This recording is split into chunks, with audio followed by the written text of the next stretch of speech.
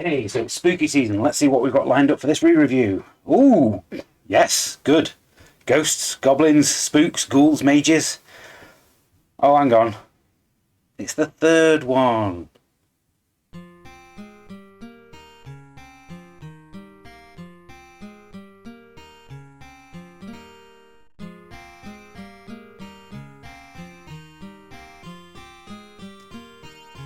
Hello and welcome to UK Gaming Network. I'm Zoidberg, and 30 years ago I was a writer for Games X and Amiga Action magazines. This is the re-review where I take a look back at all the games that I reviewed during this time. Do I still stand by my original score, or is the game going to be due a reassessment? In this episode I'm going to be taking a look at Gauntlet 3 The Final Quest, developed by Software Creations and released by US Gold in 1991.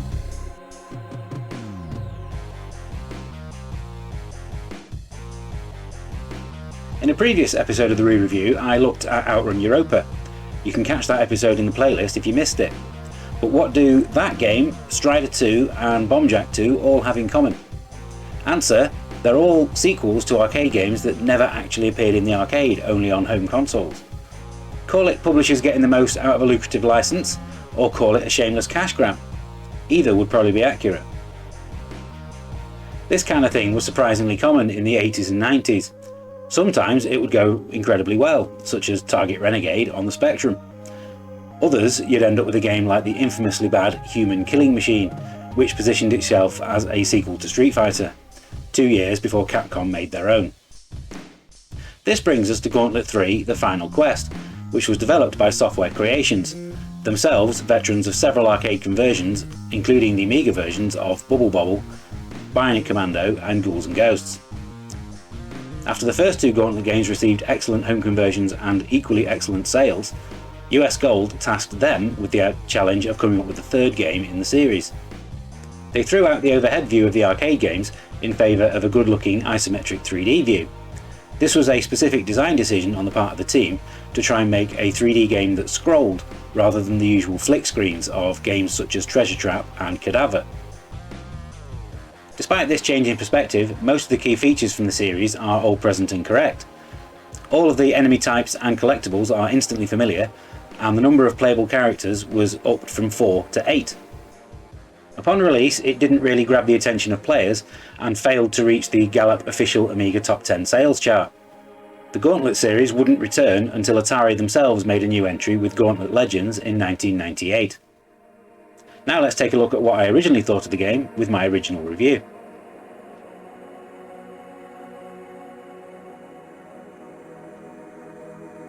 My review appeared in issue 1 of Games X from May 1991.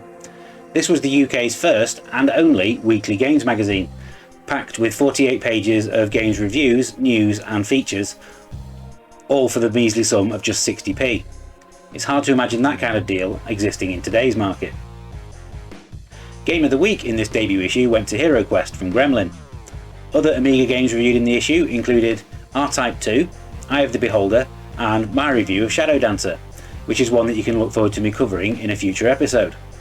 I awarded Gauntlet 3 4 X's out of 5, with the game's excellent graphics and sound earning it a 17 out of 20 for presentation. I was less favourable about the gameplay and lastability, awarding them 12 and 10 out of 20 respectively. Although I liked the graphics, it was the music that impressed me the most, with me even going so far as to calling it some of the best on the Amiga. I felt that the 4 new characters were all nicely designed, but didn't really add anything to the experience. The overall verdict being of a game that didn't quite reach its potential. Fans of the original may be disappointed. Gauntlet 3 is a great idea, which could have been implemented a little bit better. Now it's time to stop talking about the game and play it. Do I still feel the same way?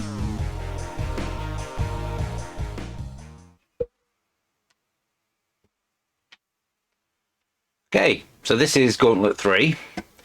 This is the character select screen where as you can see, the number of warriors that you get to choose from has gone from 4 to 8. The warrior, the Valkyrie, the elf and the mage are all straight from the first game, but they've been added to by the merman. You got the Rockman. Who else have we got? Just a second. we have Lizard Man, and we have the Iceman. All of them have different different capabilities. I'm going to play as Neptune the Merman.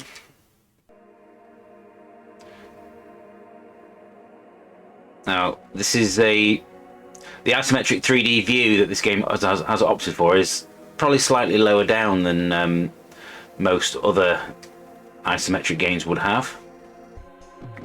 It's instantly recognisable as Gauntlet. The treasure chests, the generators, the ghosts, they all look as they should. So as you can see, the exits are marked by a big sign pointing way out, so you can go through this doorway here. Now, I can live with games that have the option of music or sound effects, but it seems a very odd choice on this game. Gauntlet was always very synonymous for its sound. The way that you constantly had speech telling you not to shoot food, or that Red Valkyrie was about to die, that kind of thing. Now this is a game that doesn't really tell you where you're supposed to be going, and I don't really have a problem with that because the exploration side is part of what made Gauntlet Gauntlet. So on this first level you actually have to go and find some items and take them to where they're supposed to go. So you need to take this bucket to the well and you will get a key.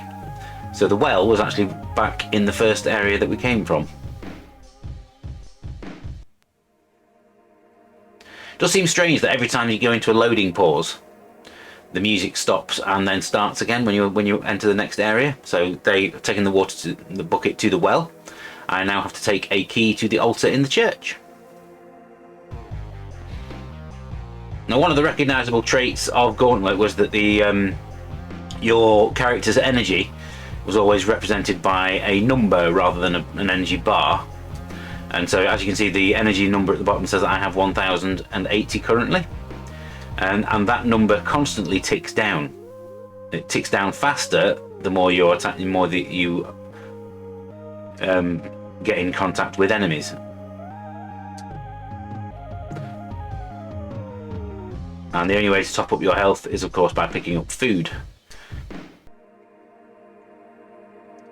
The exits to each section are not very well marked, it must be said. There is just a little sign with an arrow saying "way out," but in some instances, it's pointing directly at a piece of scenery that looks identical to another piece of scenery in the level that isn't an exit. And things that you would expect to be exits are just not.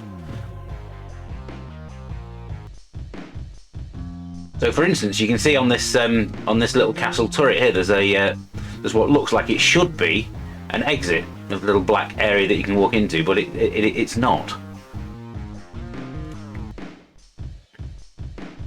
Right. So as soon as I put the key into this altar, a egg timer will appear in the top corner, which gives me a limited amount of time to get to the level's exit. So forest drawbridge is down, exit the level, hurry for a bonus. So that's literally run back to the first area as quickly as you can. And this is where the fact that the screen scrolls slower than your character walks is actually a little bit of a pain. You keep having to stop to let the screen catch up, rather than going as quickly as you can. The level exit is up here, and that's through that grill there. That's the end of level 1, and I got a little 500 point bonus for getting there within that time. Now, this game can be played as a co-op 2-player game, which is obviously a slight step down from the 4 players that the original arcade games were.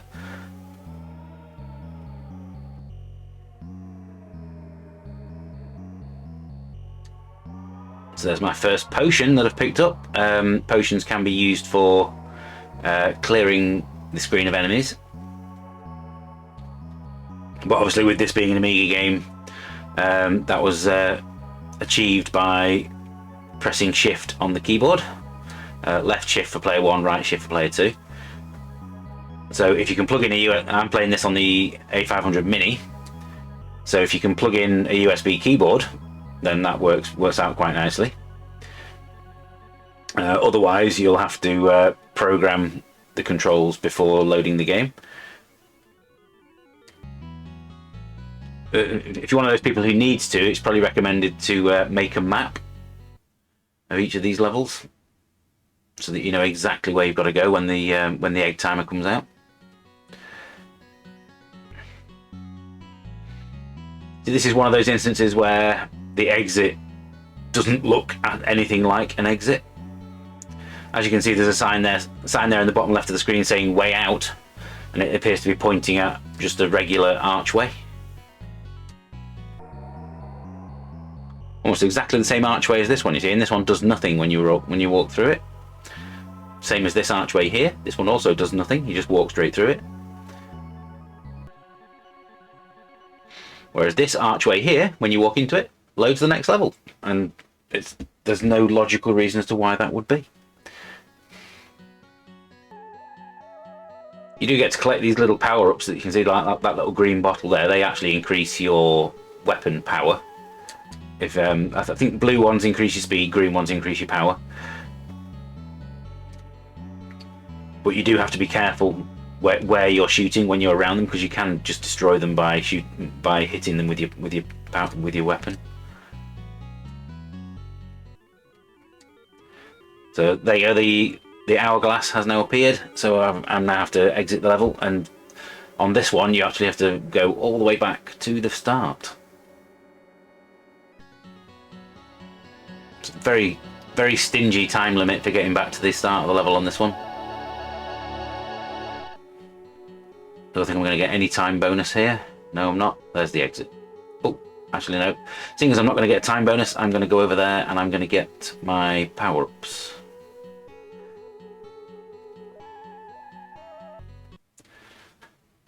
And so that's the end of level 2.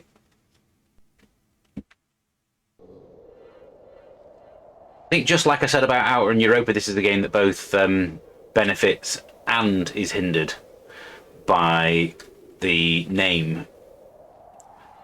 Because had they called this anything other than Gauntlet 3, we'd probably look back on the game more fondly than we actually do. But it also wouldn't have got any of the anywhere near the amount of publicity that it actually ended up getting. So it's a bit of a double-edged sword, really. But it's definitely a game that I would recommend somebody who was a fan of the arcade original plays at least once, because there's a lot of elements that it gets right. Probably it's just a shame that there's as many that it gets wrong.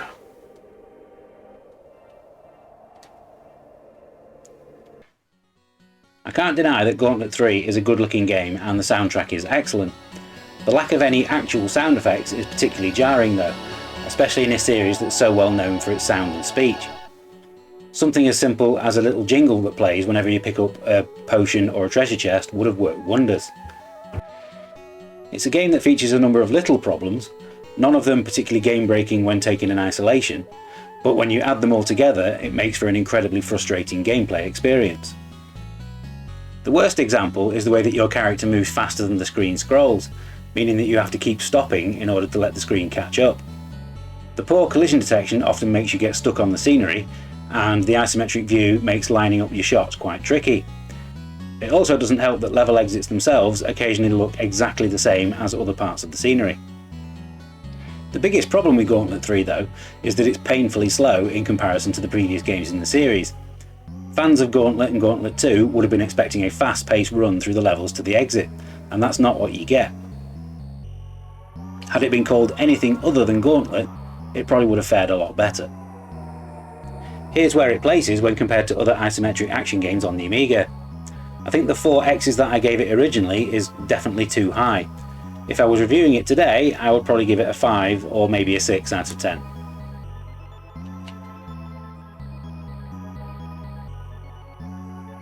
Thank you for watching this latest episode of the re-review.